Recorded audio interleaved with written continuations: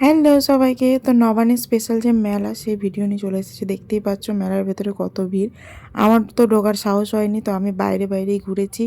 আর এই যে মেলায় যাবো আর কিছু খাবো না সেটা তো হয় না।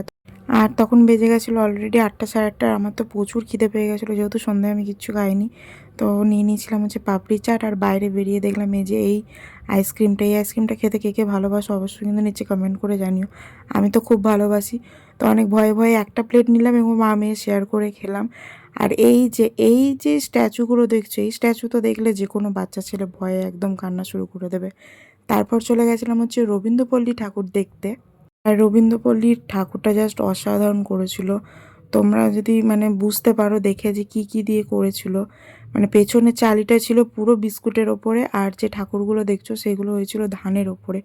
তো প্রতি বছরও রবীন্দ্রপল্লীতে কিছু না কিছু ভালো থিম করেই। তো যাই হোক, চলো আজকের মতন টাটা, দেখা হচ্ছে নেক্সট